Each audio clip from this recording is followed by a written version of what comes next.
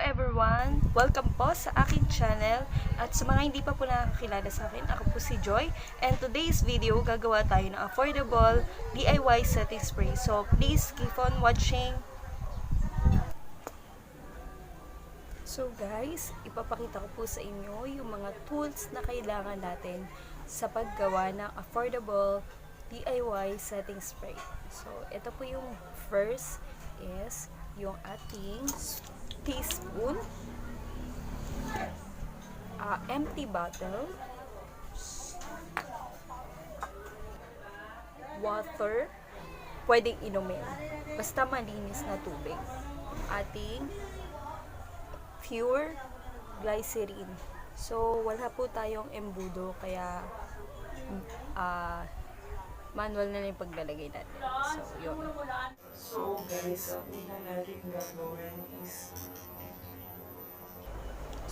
ang una natin gagawin is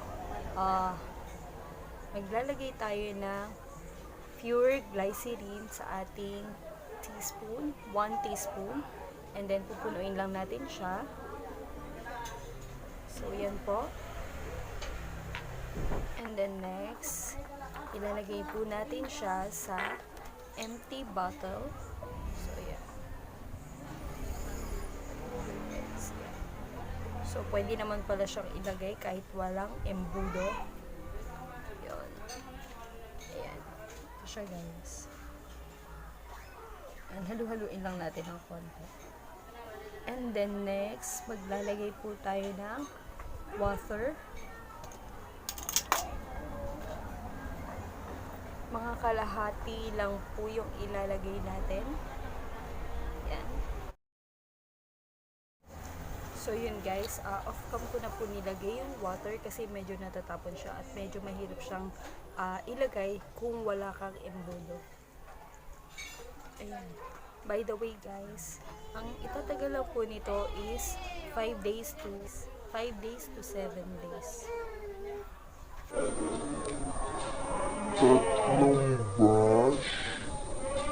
Then, ipapakita ko sa inyo yung pinagkaiba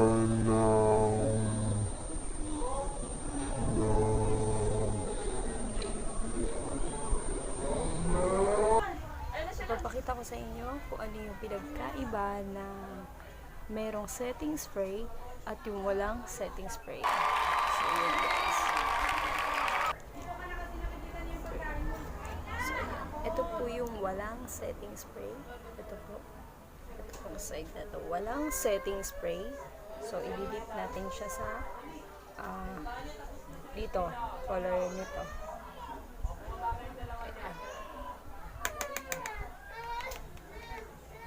Ilalagay natin siya dito. Sa ating transition, maglalagay lang tayo. Yan po siya.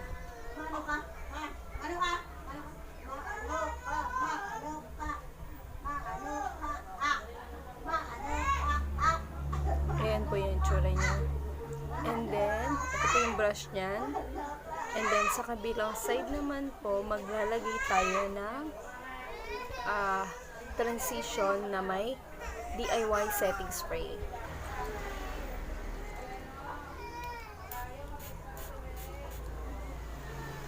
Ayan po. Then, itatap natin siya sa ating eyeshadow palette dito. Sa side na to. Yan, medyo basa siya guys. Kasi naparami ko ata yung paglalagay ng ating setting spray.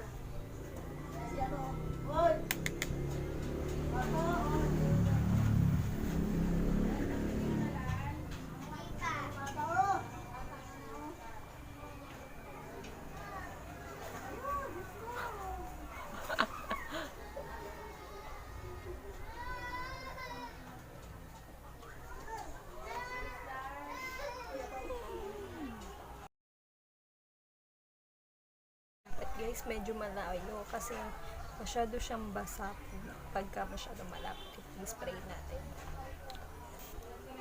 Yan. Natin dito sa ating yan. Then, apply natin siya.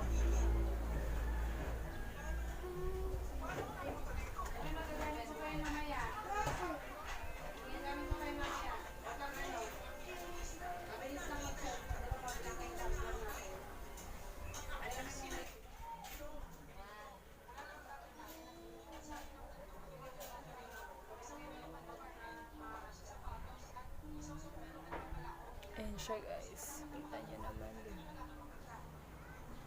Parang black eye. Then ito yung simple lang. Talagang transition lang siya kasi light color lang siya.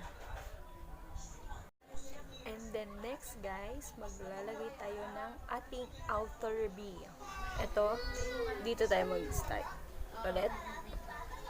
So dito, sa side na to, magsisimula tayo maglagay ng outer B. So dito yun.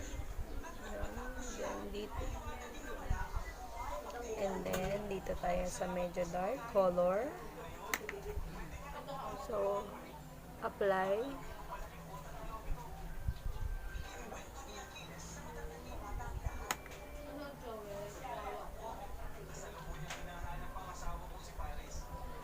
By the way guys, kaya ako dinalagyan ng setting spray itong ating palette kasi medyo ano siya, powdery. So pag nilagay mo, maraming fallouts na nalalaglag dito sa ating side na to. Kaya ako naglalagay ng powder at nagbe-bake. So yun.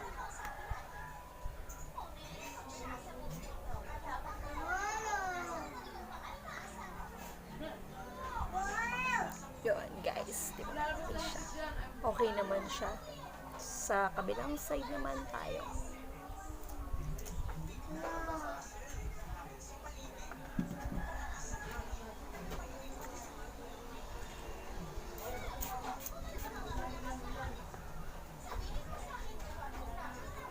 Sana okay siya.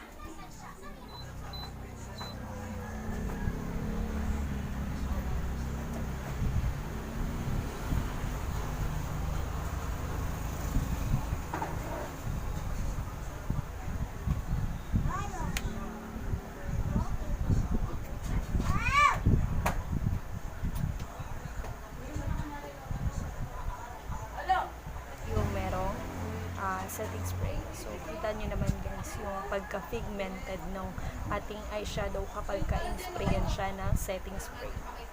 Then guys, maglalagay na tayo ng highlighter sa ating inner corner. So, magtatap lang tayo sa ating highlighter. Yes, ito tayo.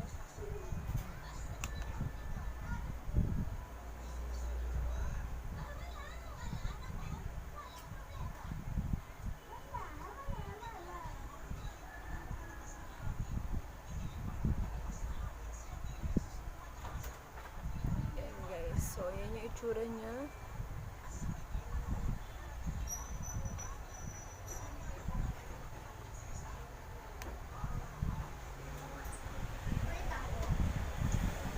And then, sa kabilang side naman tayo.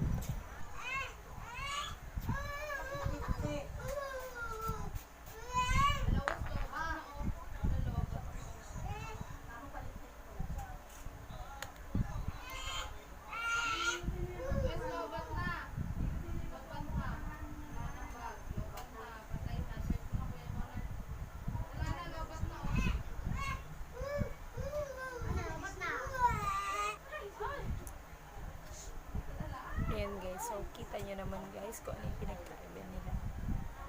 Ito yung may DIY setting spray, ito yung walang setting spray.